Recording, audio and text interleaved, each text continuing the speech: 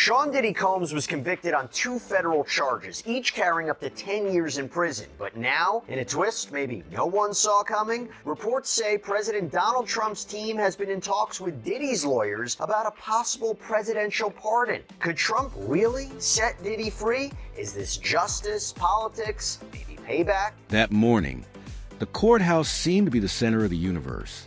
It was a sort of environment where every look spoke a tale and every breath had significance. The tension was evident even outside. On the steps were crowds. To get a better view, reporters pushed their way, and there was always a steady click of camera shutters.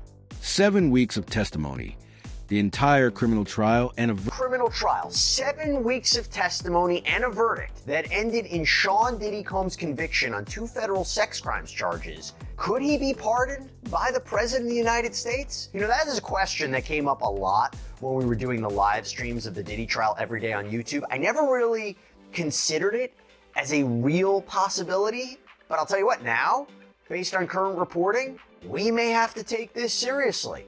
Oh, and in terms of relief for Diddy, we also have to get into his defense team's new memo that they filed arguing that his conviction should be thrown out, or at the very least, he should get a new trial. We're going to talk about that too. And by the way, let me tell you, we have an amazing guest who I'm going to be bringing on in a little bit, somebody who actually helped secure federal pardons for his clients, including from President Trump, and is an expert in criminal law, has been following this case from the very beginning. I'm going to bring him on in a little bit. But why do I say that we have to take pardons seriously now? Why? Well, TMZ has reported that President Donald Trump's administration has been talking to Diddy's legal team about a potential pardon, a forgiveness for a federal crime. It's enshrined in the Constitution. Article 2, Section 2, Clause 1, the president shall have power to grant reprieves and pardons for offenses against the United States, except in cases of impeachment.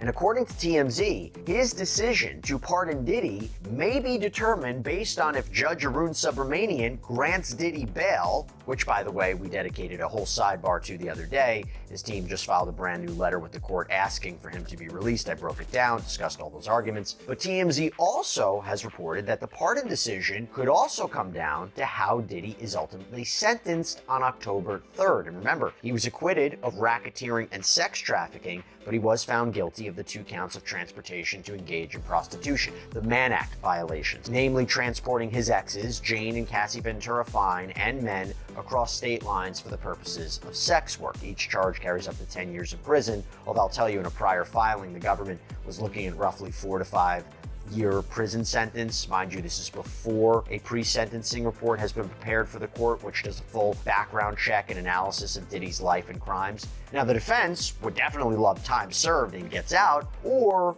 21 to 27 months. And remember, at the time of sentencing, he'll have been locked up for a full year, so he'll get credit for that. And the judge has discretion here because there's no mandatory minimum when it comes to these charges. Let's say he gets 5 years in prison, Trump pardons him, he's free to go? President Trump was asked about this a few months ago before the verdict. This was back in May. And he said when asked about a pardon for Diddy, I would certainly look at the facts. If I think somebody was mistreated, whether they like me or don't like me, it wouldn't have any impact on me. He used to really like me a lot, but I think when I ran for politics, that relationship busted up from what I read. I don't know, he didn't tell me that, but I'd read some little bit nasty statements in the paper all of a sudden. And Diddy had been photographed with Trump over the years. There was some sort of relationship there. President Trump even called him a good friend on a 2012 episode of his TV show, The Apprentice. Problem is, some comments Diddy made about Trump in recent years as Diddy really entered the political realm. There's a video where he's speaking to radio host Charlemagne saying, if Trump gets elected, I really do believe in my heart there'll be a race war. In another video on Revolt, he says white men like Trump need to be banished. And by the way, you know who's not letting anyone forget this? Combs' rival 50 Cent. Took to social media recently, wrote, see, Trump don't like S like this, buddy. You run your mouth too much. And Donald doesn't take well to disrespect and doesn't forget who chooses to go against him. While working tirelessly to make America great again, there is no room for distraction. He would consider pardoning anyone who is being mistreated, not Puff Daddy. And let me tell you, the idea of Trump pardoning Diddy is not getting a ton of love out there. Conservative commentator Megyn Kelly posted on X, Trump should not pardon Diddy. He doesn't deserve it. He's a Trump hater. He's a woman abuser. MAGA is already upset over elites seeming to cover for each other. This would not help. GOP struggling with young female voters, most of whom will hate a Diddy pardon. Within, the shuffle of shoes on polished floors and the soft murmur of voices filled the thick air. paper rustling as legal teams went over their notes one more time. The subtle fragrance of varnish from the wooden benches blended with the aroma of coffee. Additionally, a clock chimed with alarming accuracy in the distance. When the first crowd of onlookers arrived, Diddy was already sat at the defense table. Although his suit was spotless and expertly fitted, his face conveyed a different message. He appeared to have lost the cool, collected confidence for which he was renowned. He stared at the vacant seat, where the judge would soon take his place. However, his thoughts were elsewhere. Occasionally, a slight twitch near his temple caused his mouth to tighten, revealing what his body's stillness was trying to hide. To his left was his legal team, whispering to one another in tones too low for anyone else to hear. Papers strewn about in orderly... Other random accounts like America First. What?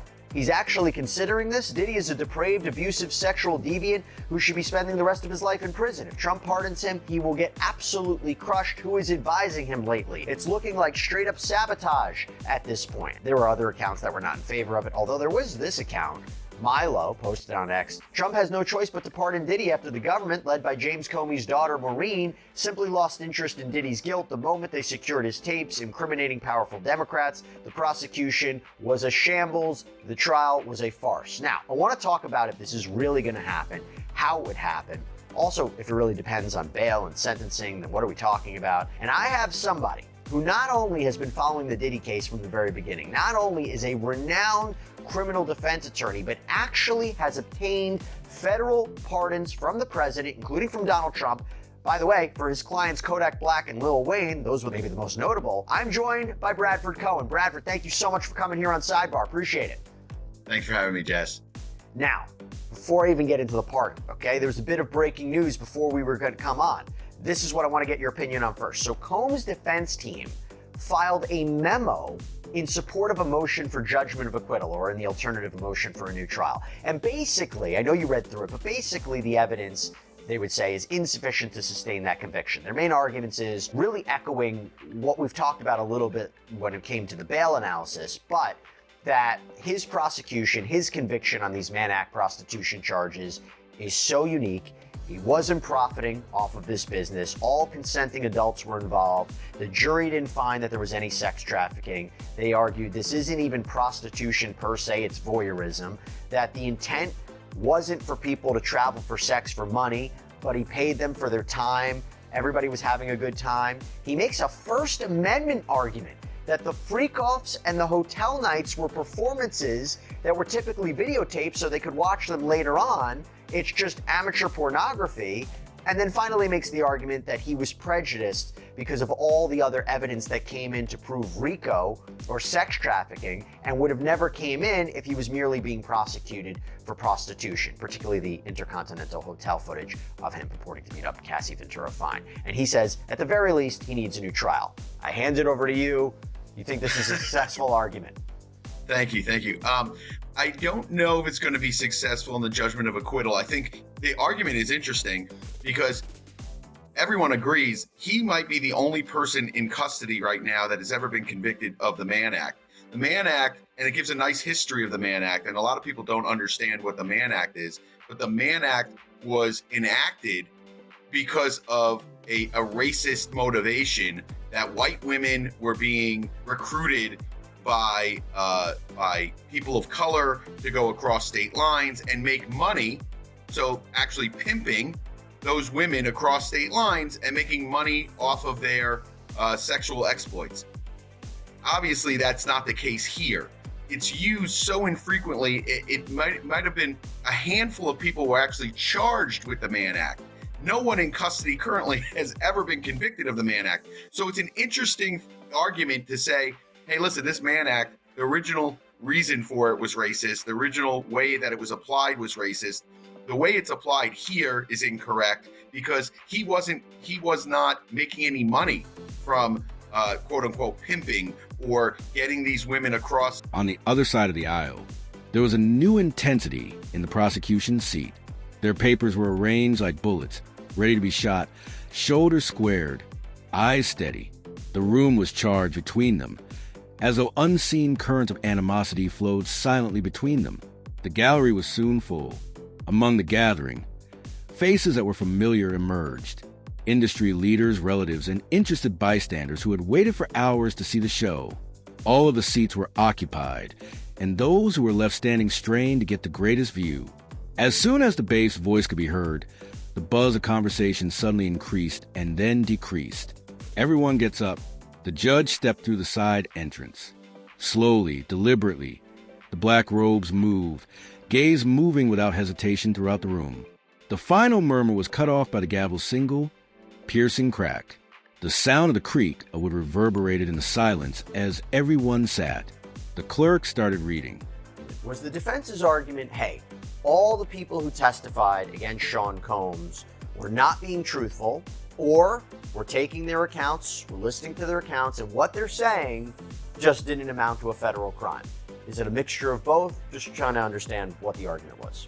I mean, I think it was a mixture. It depended on the witness, and a lot of the witnesses were telling the truth, but the truth didn't hurt Sean. It helped him. There were some people who were shading the truth. The great thing about it was there was a ton of evidence in written communications that people had created at the time, all these text messages.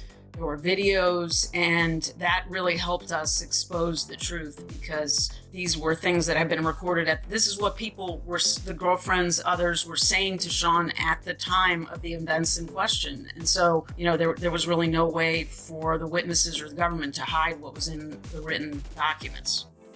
Now, I will tell you, if you had been following what we've been doing here on Sidebar Law and Crime, we call balls and strikes. So there were, during the course of the trial, we would say, this was the strength of the prosecution, this was the strength of the defense. There was such effective cross-examination of these key witnesses that we all kind of wondered, was the defense going to call any witnesses? And you really did. And what was that decision? Because I understand there were witnesses who were planning to be called. There was an idea to put forward a defense case. There was a choice not to do that. Can you talk to us a little bit more about what that strategy was about? Sure. I mean, you always have to be ready to put on a case. At the end of the day, what it comes down to at the end of the government's case is how well do you feel it went in for us? And it's always risky to put on a defense case. People don't realize that, but there's always two sides to everything. And if you put on a witness, and even if it's, 70% good, if the prosecution scores some points, it can really undermine you. And so if you feel like the government's case has gone in really well for you, it can be actually riskier to call any witnesses. People don't necessarily realize that, but at the end of the day, we just made a decision that we thought the case had come in well, and we didn't want to, sort of change the dynamic in a way that could be risky for us. Was Christina Courtroom ever potentially going to be called by the defense? We were all shocked why the government never chose to call her, since, her name came up almost every single day through almost every witness. Was there a plan by the defense to call her? Yeah, I mean, I'm not going to get into specific I had plans to ask. or non-plans, but it was more of an overall decision just not to put anyone on and just to use a few pieces of evidence that hadn't come in. What do you think about the prosecution's choice not to call her? Because I will tell you, we did lunchtime shows, live shows with our audience. I would say 80% of the questions that we got during 7 weeks of testimony was, why is she not being called and will she be called? Were you surprised the prosecution chose not to call who was supposed to be the main alleged co-conspirator? I mean, I don't think so. I think that she would have been a double-edged sword for them, and they probably didn't want to take the risk. As you saw during the trial, even a number of the witnesses that they had always planned to call that they did put in kind of blew up in their faces or had positive things to say about Sean that maybe they weren't anticipating. And so it would have been pretty risky for them to put Christina Courtroom on the stand, I think. There was so much being said about your client in that trial, obviously in the media, facing a number of different lawsuits. We also wondered whether or not he, and it's his decision alone, whether he wanted to take the stand and give his story, tell his story, give his version of events. Obviously, there are a ton of risks that come with putting a defendant on the stand, but it would be his choice. Was there a conversation about that? Well, I mean, I can't get into, attorney-client privilege conversations. Obviously he thought about it, decided not. The charges, each uttered in a calm, deliberate voice. The weight of words like conspiracy, fraud, crime, and violent assault was evident. Many people in the room were surprised by how long the list went on, and even the onlookers shifted uneasily by the time the last charge was read. It was a list of accusations so serious they were almost unbelievable. The man in the middle of it all, however, remained still. His jaw was slightly clenched, but otherwise his look remained unaltered. The judge rested his hands on the bench and leaned forward a little as the reading came to a conclusion. Everyone in the room felt the edge of a pause that lasted long enough. The voice then arrived, deliberate and steady, conveying the moment's finality. "Holmes, mister." The hush that ensued after careful evaluation of the case's facts, witness statements, and arguments before this court was... You need to tell me if it was unique.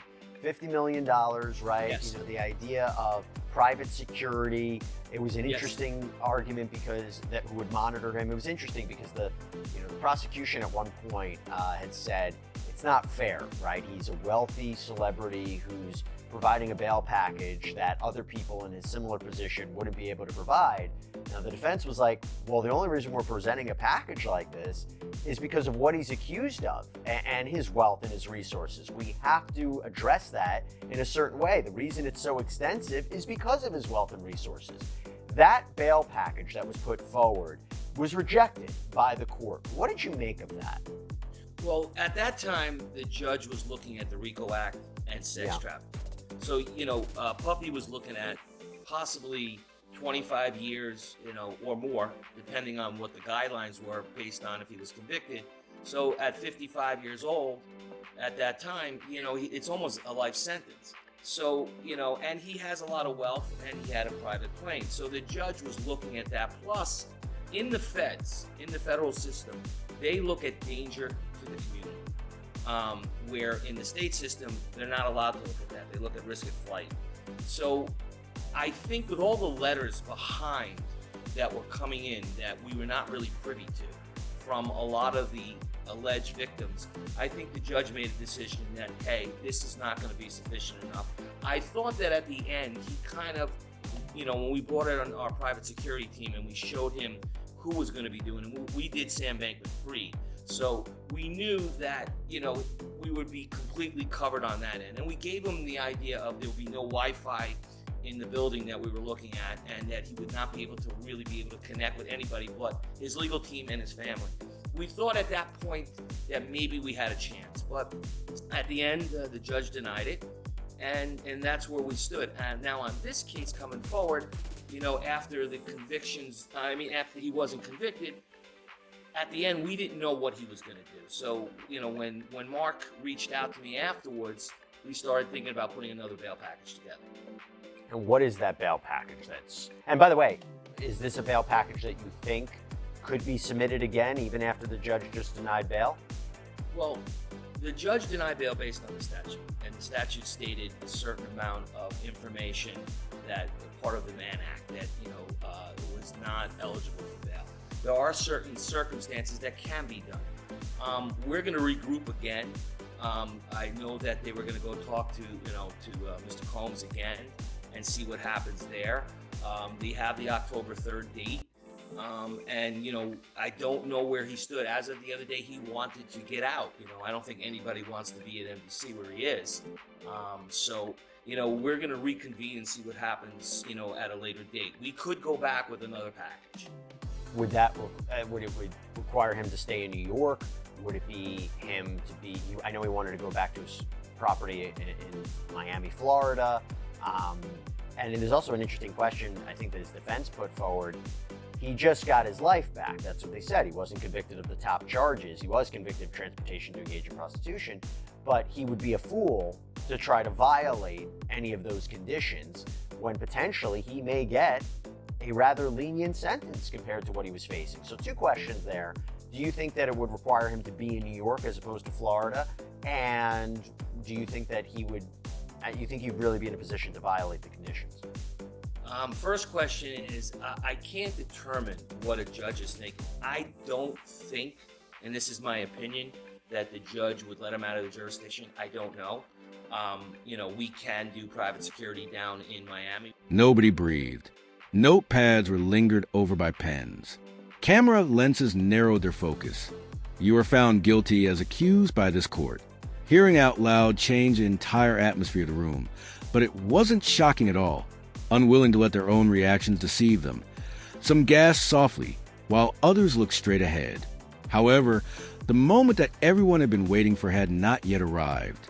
The judge went on in an unflinching tone. Given the gravity of these crimes, this court has sentenced you to a minimum of 1 year in jail. The subsequent sentence seemed to take the breath away from the room. The gallery echoed with murmurs. The eyes grew wide. In the second row, a woman put her palm to her mouth. Diddy remained silent for a moment. The words didn't seem to register. His gaze then gradually moved from the judge to the page before him. Silently, he repeated the number to himself with his lips. His head trembled once, barely perceptibly, and then more violently. No. At first, for enrolling in the program and for the efforts he made prior to finding himself in federal court facing all of those charges. So I think it does go to his credit, but you're right. Critics and skeptics, sometimes they'll just never be satisfied. And for, well-founded reasons. When you have someone who has a documented history, such as him, and you see the videos and you hear the testimony, his problem goes deeper than a 30-day, program. Not that these programs are 30 days, but just to say it's going to take long-term and commitment to the long-term results in order for us to really have confidence that he's not going to engage in such disturbing behavior. And it's interesting too, because I think the public reaction to this verdict was really kind of split down the middle. I was really thinking it was going to be one way. I was at the courthouse. It was a completely different kind of beast and animal that was going on after the verdict happened. There were people with the baby oil. It was a crazy day after the verdict happened. But I know some analysts were kind of comparing it to the O.J. Simpson verdict, but it seemed like the reaction was really kind of split down the middle. A lot of people upset with the jury's decision, but then there were a lot surprisingly celebrating the verdict. What are your thoughts?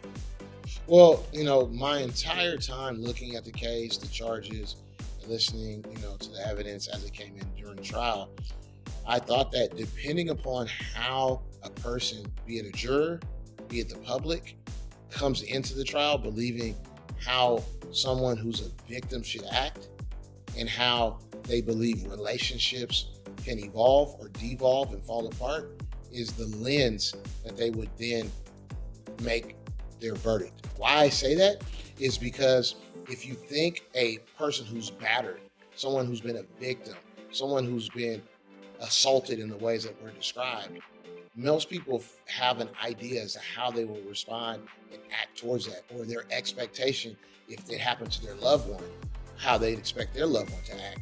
And in those situations, you don't expect someone to be tweeting, you don't expect somebody to be sending texts telling their abuser that they love them or that they want more of what took place.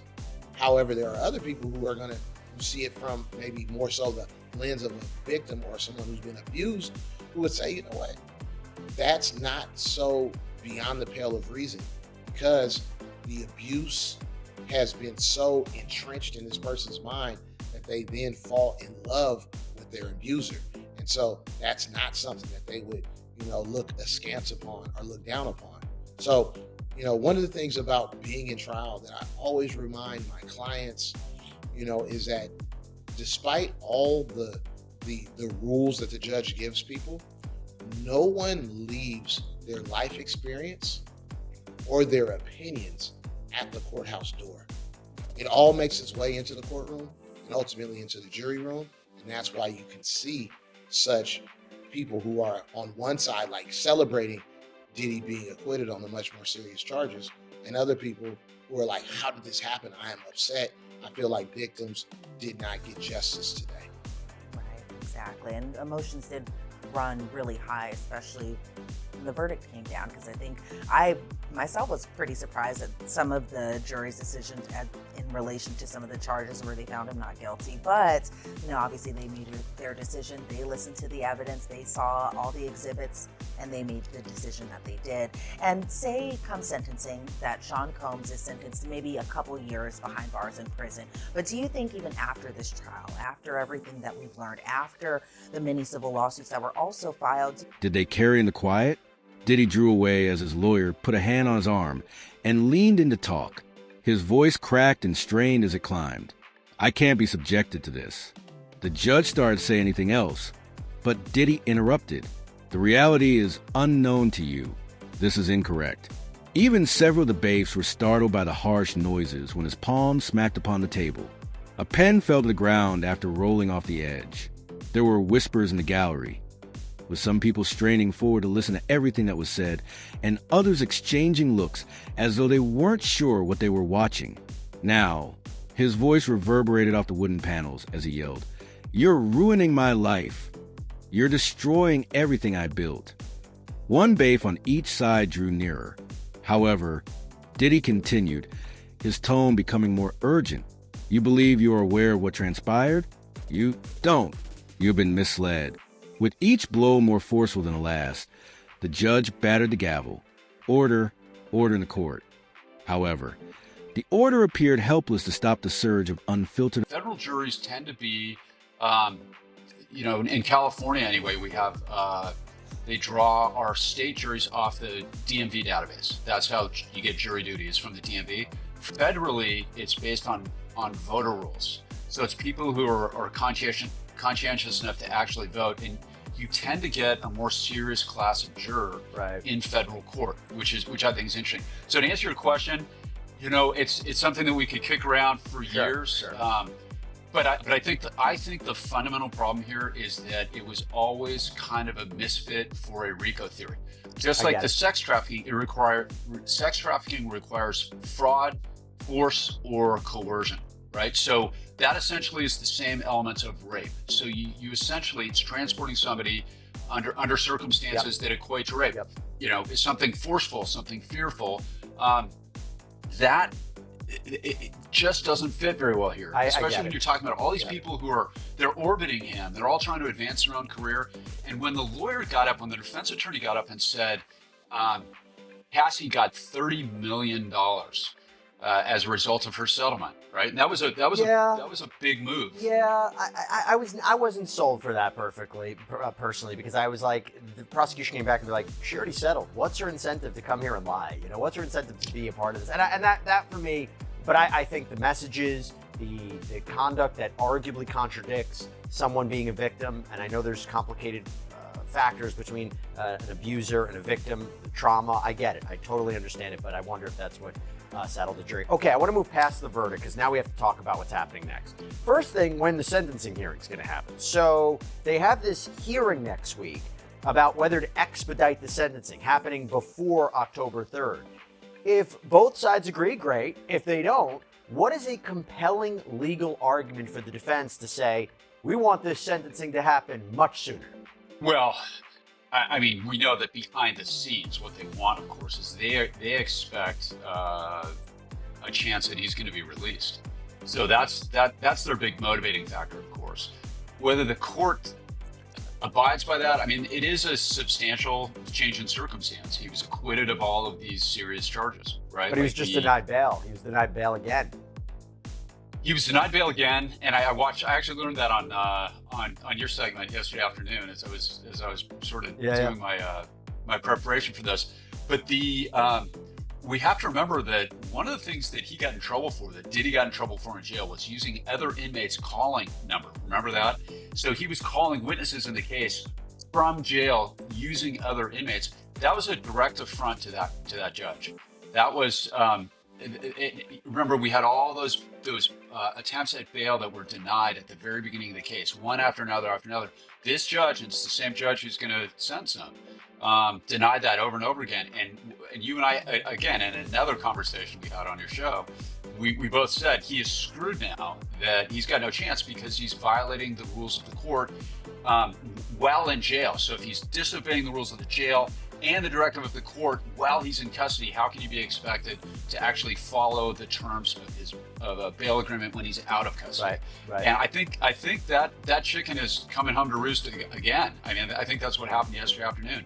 That any judge who has a criminal defendant who behaves like that is an affront to the court itself. It's disrespectful to the court, and it's almost like he couldn't get out of his own way there at the beginning. But he had an excellent defense team. He does. So assuming for a moment whenever the sentencing hearing happens, right? Let's say it happens in a month from now. Let's say it has October 3rd. The question is, what's his sentence?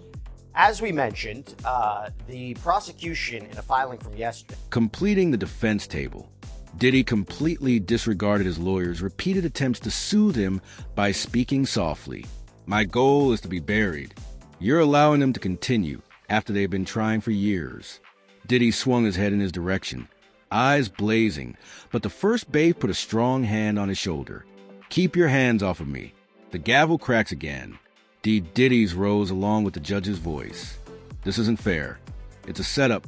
The strain became unbearable. Each of the babes took one arm as they moved in fully, with his feet planted. Diddy initially resisted, but they eventually led him to the side entrance.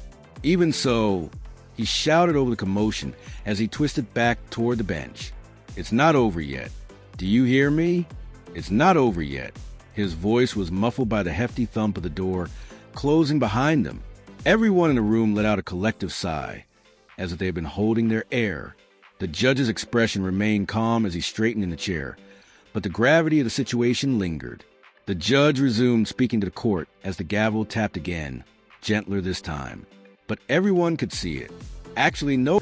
The White Slave Traffic Act has been limited to defendants who cause interstate travel for financial gain through the business of prostitution. That Sean Combs remains in jail for being convicted of being a customer of consensual adult sex services makes this case truly exceptional. Not only is prosecuting the users of adult prostitution services inconsistent with the Mann Act, it's inconsistent with the prosecution policies of the district attorneys of Manhattan and the city attorney of Los Angeles, California, 2 of the 3 locations where this prostitution allegedly took place. In addition, Mr. Combs is incarcerated while everyone else involved in this identical conduct, his girlfriends, the cowboys, the agency leaders, the porn stars, and others, walk free, as they should. If there was ever a fact pattern that was exceptional under the Mann Act, it is this one.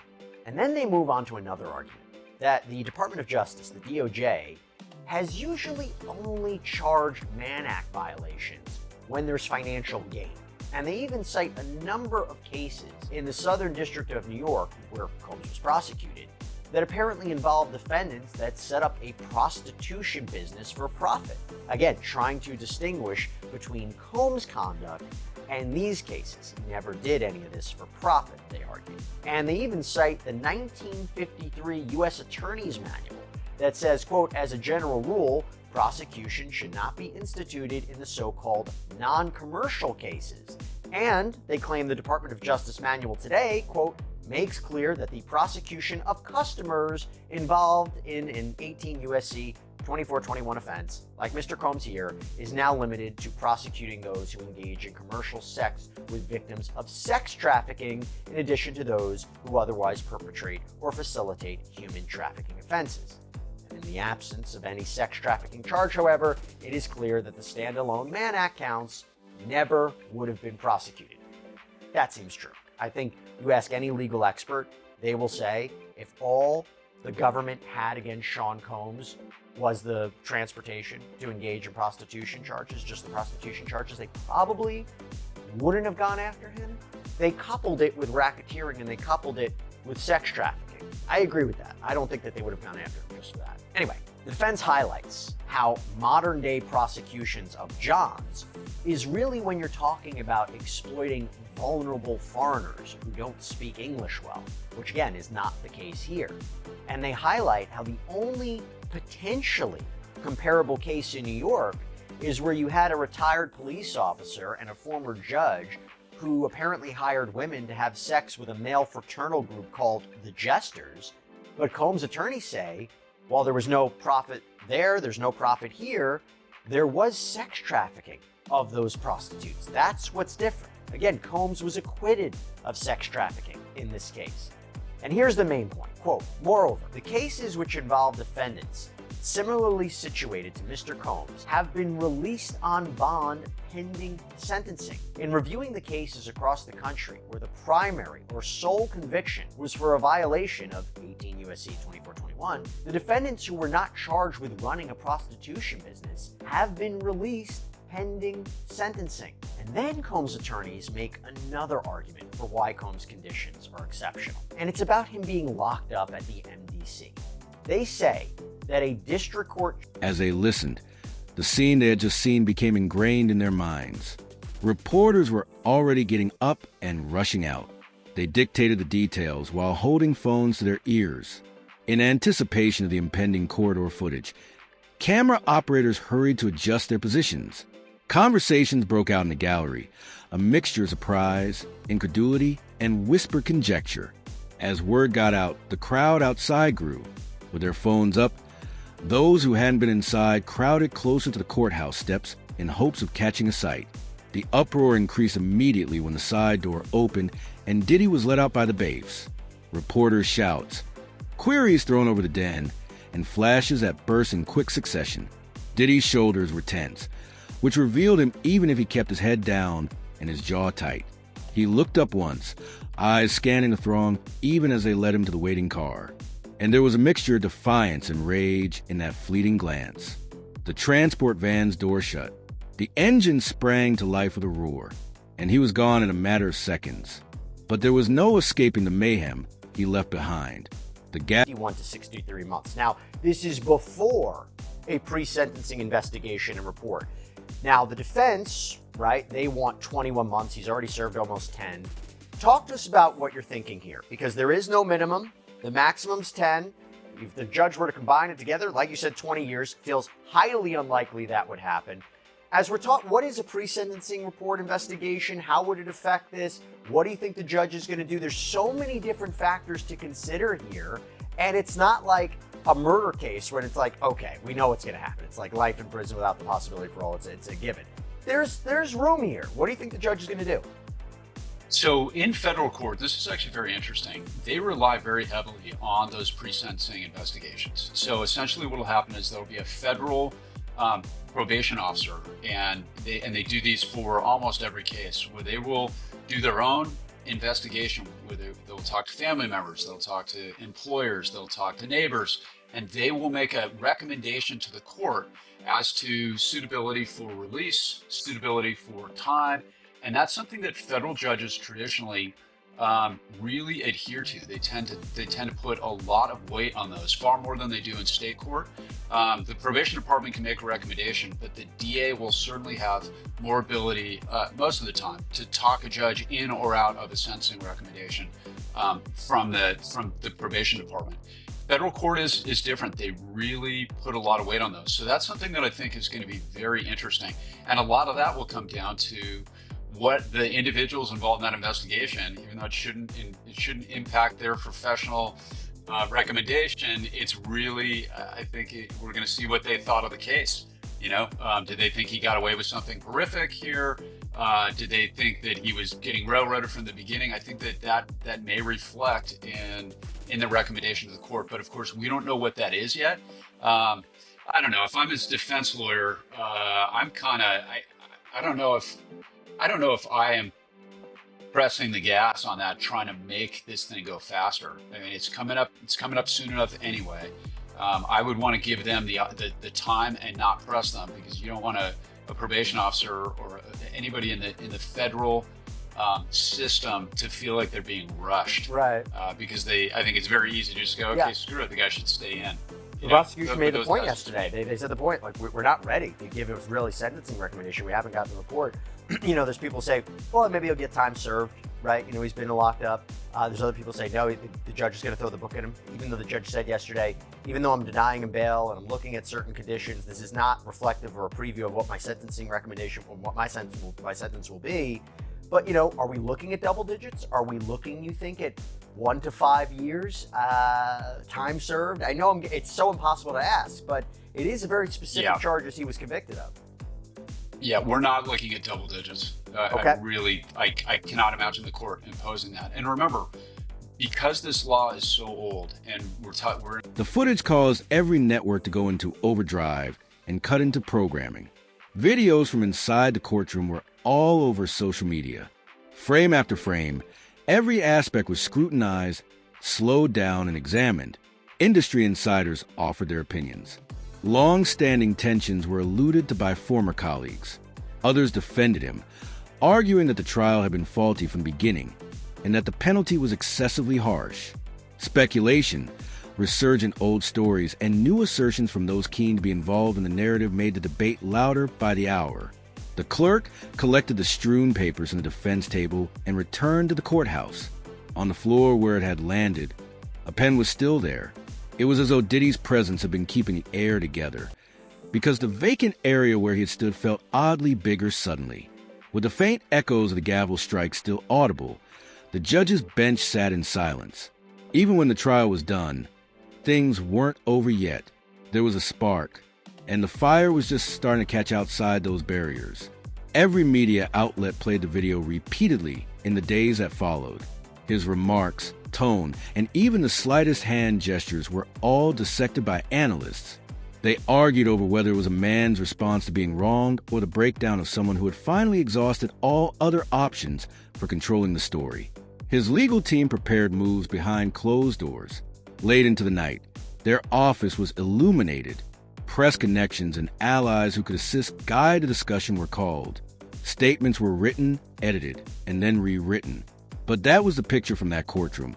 Regardless of what they wrote down, the audience will never forget the moment the bailiffs hauled him away. The slammed hands, the furious yells. Diddy also relived that moment in a cell away from the bright lights of the courtroom. Again and again, every phrase, glance, and second was ingrained in my memory. The battle was far from over for him. Only the battleground had changed. Because the verdict was no longer the only factor. It was a matter of survival. It has to do with legacy. And the fight for both had only begun in the